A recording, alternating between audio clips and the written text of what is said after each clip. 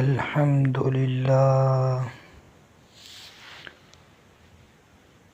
الحمد لله حمدا يوفي نعمه ويكافي مزيده. يا ربنا لك الحمد كما ينبغي لجلال وجهك ولعظيم سلطانك. سبحانك اللهم لا أحصي ثناء عليك أنت كما أثنيت على نفسك. وأشهد أن لا إله إلا الله وحده لا شريك له وأشهد أن محمدا عبده ورسوله وصفيه وخليله خير نبي أرسله الله إلى العالم كله بشيرا ونذيرا. اللهم صل وسلم وبارك على سيدنا محمد وعلى آل سيدنا محمد صلاة وسلاما دائمين متلازمين إلى يوم الدين. وأوصيكم أيها المسلمون ونفسي المذنبة بتقوى الله تعالى. أما بعد فأعوذ بالله من الشيطان الرجيم. بسم الله الرحمن الرحيم. وننزل من القرآن ما هو شفاء ورحمة للمؤمنين ولا يزيد الظالمين إلا خسارا. اور ہم قرآن میں اتارتے ہیں وہ چیز جو ایمان والوں کے لیے شفا اور رحمت ہے اور اس سے ظالموں کو نقصان ہی بڑھتا ہے۔ سامعین محترم، آج ماہ رمضان مبارک کی پہلا جمعۃ المبارک بابرکت اور پرسعید لمحات میں حاضر ہیں۔ اللہ تعالی ہم سب کی حاضری اپنی بارگاہ میں قبول و منظور فرمائے۔ سامعین محترم، رمضان اور قرآن کا آپس میں بڑا گہرا تعلق ہے۔ ہمیں سال کے دیگر ماہ ایام میں بھی قرآن کریم کی تلاوت اور اس کے تدبر و تفکر کرنا چاہیے، لیکن اس بابرکت مہینے میں کثرت کے ساتھ قرآن کریم کی تلاوت کرنی چاہیے اور اس میں موجودہ احکامات کو پڑھ کر خود کو سنوارنے اور ان پر عمل کی کوشش کرنی چاہیے۔ ہماری زوال پذیری کا ایک سبب یہ بھی ہے کہ ہم قرآن کریم کو کتاب بخشش تو تسلیم کرتے ہیں، لیکن کتاب ہدایت و انقلاب کے طور پر اس سے ہدایت و رہنمائی حاصل نہیں کرتے۔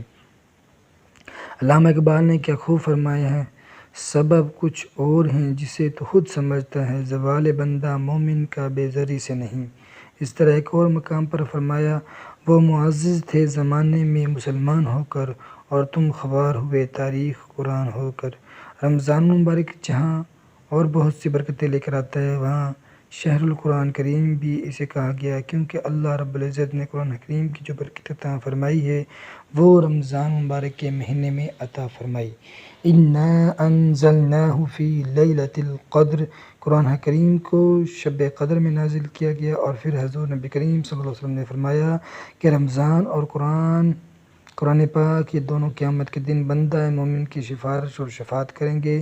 جو رمضان مبارک میں قرآن کریم کا انتظام کرتا ہے، اللہ رب العزت اسے خصوصی برکتیں نصیب فرماتا ہے۔ اسی وجہ سے آج کی اس نشست میں قرآن حکیم کے جو لازوال خزانے اللہ رب العزت نے ہمیں عطا فرمائے، ان کے حوالے سے چند گزارشات پیش خدمت ہے۔ اللہ رب العزت نے قرآن کو کن کن ناموں سے یاد کیا ہے؟ ارشاد فرمایا: قرآن نور ہے، انزلنا الیکم نورا مبینا، اور ہم نے تمہاری طرف روشن نور نازل کیا کہ ہم نے آپ کو واضح نور عطا فرمایا۔ کہیں ارشاد فرمایا کہ شفا اور رحمت ہے۔ ننزل من القرآن ما هو شفاء ورحمة للمؤمنین، اور ہم قرآن میں اتارتے ہیں وہ چیز جو ایمان والوں کے لیے شفا اور رحمت ہے اور اس سے ظالموں کو نقصان ہی بڑھتا ہے۔ کہ ہم نے ایسا قرآن تمہیں عطا کیا جو شفا بھی ہے اور رحمت بھی ہے۔ کہیں اس کو برہان کہا گیا، کہیں اس کو ہدایت کہا گیا۔ ان ھذا القرآن یہدی للتی ہی اقوم، بے شک یہ قرآن وہ راہ دکھاتا ہے جو سب سے سیدھی ہے۔ حضرت ابو ہریرہ رضی اللہ تعالیٰ عنہ سے مروی ہے کہ حضور نبی کریم صلی اللہ علیہ وسلم نے فرمایا: حسد، شک تو بس دو آدمیوں سے ہی کرنا چاہیے۔ پہلا وہ شخص جسے اللہ تعالیٰ نے قرآن پڑھنا اور سمجھنا سکھایا تو وہ رات اور دن کے اوقات میں اس کی تلاوت اور اس میں غور و فکر کرتے ہیں۔ اس کا پڑوسی اسے قرآن پڑھتے ہوئے سنتا ہے تو کہتا ہے کہ کاش مجھے بھی اس کی مثل قرآن عطا کی جاتا تو میں بھی اس طرح عمل کرتا جس طرح یہ کرتا ہے۔ اور دوسرا وہ شخص جسے اللہ تعالیٰ نے مال بخشا ہے اور وہ اسے اللہ تعالیٰ کی راہ میں صرف کرتا ہے۔ دوسرا شخص اسے دیکھ کر کہتا ہے کہ کاش مجھے بھی اتنا مال ملتا جتنا اسے ملا ہے تو میں بھی اس طرح صرف کرتا جس طرح یہ صرف کرتا ہے۔ حضرت جابر بن عبداللہ رضی اللہ تعالیٰ عنہما بیان کرتے ہیں کہ حضور نبی کریم صلی اللہ علیہ وسلم شہداء احد کی تدفین کے وقت ان میں سے دو صحابہ کرام کو ایک کپڑے یعنی کفن میں جمع فرماتے اور دریافت فرماتے کہ ان میں سے قرآن مجید کسے زیادہ یاد ہے۔ جب ان دونوں میں سے ایک کی طرف اشارہ کی جاتا تو اسے قبر میں پہلے اتارتے اور فرماتے قیامت کے دن ان سب پر گواہ ہوں گا۔ حضرت اسید بن حضیر رضی اللہ عنہ فرماتے ہیں کہ وہ اپنے گھر کی چھت پر قرآن پڑھا کرتے تھے اور وہ بہت خوبصورت آواز والے تھے۔ حضور نبی کریم صلی اللہ علیہ وسلم کی خدمت میں حاضر ہوئے، عرض کی یا رسول اللہ صلی اللہ علیہ وسلم، جب میں قرآن پڑھتا ہوں تو بادلوں کی طرح کوئی چیز مجھے گھیر لیتی ہے اور میرے گھر میں میری بیوی ہے اور ایک گھوڑا ہے، تو میں ڈر جاتا ہوں کہ میری بیوی خوف سے گر نہ پڑے اور گھوڑا ڈر کر بھاگ نہ جائے، لہٰذا میں جلدی سے تلاوت سے ہٹ جاتا ہوں۔ آپ صلی اللہ علیہ وسلم نے فرمایا اے اسید، تم اسے پڑھتے رہا کرو، بے شک یہ ایک فرشتہ ہے جو قرآن کو بہت شوق سے سنتا ہے۔ سامعین محترم، قرآن کریم سیدھے راستے کی طرف ہدایت کرتا ہے۔ قرآن کے شفا اور نور ہونے کا مطلب یہ ہے کہ یہ معاشرتی اور نفسیاتی مشکلات کا حل اور سلوشن عطا کرتا ہے، یعنی جو آدمی قرآن حکیم سے نور حاصل کرتا ہے اس کی زندگی مبارک ہو جاتی ہے اور تمام مشکلات میں اسے راہ ہدایت نصیب ہوتی ہے، اور اس کے برہان ہونے کا مطلب یہ ہے کہ نئے افکار عطا کرتا ہے جس سے علم اور تحقیق کے نئے افق کھلتے ہیں اور نئے راستے سامنے آتے ہیں۔ لیکن افسوس سے کہنا پڑتا ہے کہ ہمارے معاشرے میں قرآن کو ایک تبرک اور برکت والی کتاب تو سمجھا ہے، لیکن اس سے وہ نور اور روشنی اور ہدایت حاصل کرنے کا سامنا کم حق نہیں کیا گیا، اور اس کی مثال ایسے ہے کہ ہم نے قرآن کے افق کو محدود کر دیا، جیسے کوئی کسی تنگ سراغ سے دنیا کو دیکھے اور وہ یہ کہے دنیا بڑی تنگ ہے، یا سوئی کے نکے سے وہ کسی شے کو دیکھے اور کہے کہ یہ شے بڑی محدود ہے۔ دیکھنے والے کی نظر کا قصور ہے۔ ہم قرآن حکیم کو مردوں کے لیے پڑھتے ہیں، اور جب کسی کا وصال ہوتا ہے پھر اس کے سال و ثواب کیا جاتا ہے، زندگی کے لیے نہیں پڑھتے۔ رمضان مبارک میں ختم قرآن پر ہر حرف پر نیکیاں ضرور ملتی ہے، لیکن اس کا اصل مدعا یہ ہے کہ اس سے علوم اور ہدایت حاصل کیے جائیں۔ قرآن حکیم ایک ایسی کتاب ہے کہ پوری زندگی اور پوری دنیا میں اس کے علاوہ آپ کوئی اور ایسی کتاب نہیں دکھا سکتی جس نے آپ نازل ہونے کے فوراً بعد کئی اور علوم پیدا کر دیے اور شعبہ قائم کر دیے، لیکن قرآن نے اپنے نزول کے بعد صرف ایک دو صدیوں کے اندر 40 علوم دنیا والوں کو عطا فرمائے جو قرآن کے اندر سے پیدا ہوئے، اور امت میں پھر ان کے مدعون کر کے علماء نے پیش کر دیا، اور انہوں نے قرآن سے کتنی روشنی حاصل کی۔ آپ اندازہ فرمائیے کہ اس میں سے چند مثالیں اگر میں آپ کے سامنے رکھوں تو ادب اور نثر کے میدان میں قرآن کے فیض سے علم و لغت اور لینگویج کا علم وجود میں آیا، علم نحو وجود میں آیا، پھر علم صرف وجود میں آیا، اور پھر علم بلاغت کی ایک پوری دنیا آباد ہوئی، علم معانی، علم بیان، علم بدیع کے رائج، پھر علم معاجم اور ڈسکشن کا علم وجود میں آیا۔ یہ بھی قرآن سے اس کا چشمہ پھوٹا۔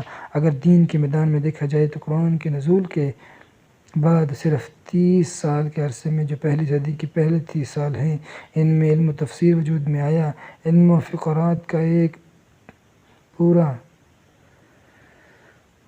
اسٹرکچر ہمارے سامنے آیا، اور قرأت و سبع اور قرأت عشرہ کے علوم مدون ہوئے، علم فقہ سامنے آیا۔ پھر اصول فقہ پر سب سے پہلی کتاب حضرت امام محمد بن ادریس شافعی رحمۃ اللہ علیہ نے لکھی، جس کا نام کتاب الرسالہ ہے، اور اس میں قرآن حکیم سے انہوں نے پوری اصول فقہ کے علوم جو ان کو سب سے پہلے مدون کیا۔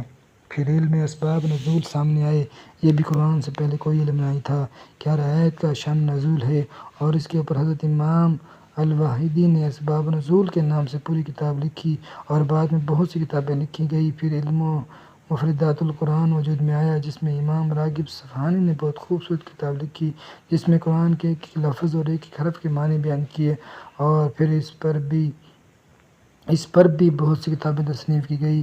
پھر علم اصول تفسیر وجود میں آیا، ایک تفسیر ہے اور ایک اصول تفسیر ہے کہ تفسیر کرنی ہے تو کیسی کرنی ہے، جس میں حضرت شاہ عبدالحق محدث دہلوی نے الفوز الکبیر فی اصول تفسیر کے نام سے ایک مستند رسالہ لکھا جو ہمارے نصاب کا بھی حصہ ہے۔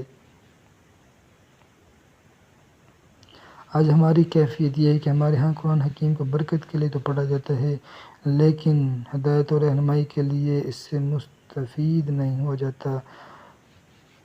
ایک عربی کے استاد فرماتے ہیں کہ ہمارے لوگوں نے ینگسٹرز کے لیے ممنوع کا بورڈ لگا رکھا ہے، آپ نے قرآن کے قریب نہیں جانا، بس اسے پڑھنا ہے، لیکن اس سے زندگی کیسے چٹر ہوتی ہے یہ نہیں دیکھنا۔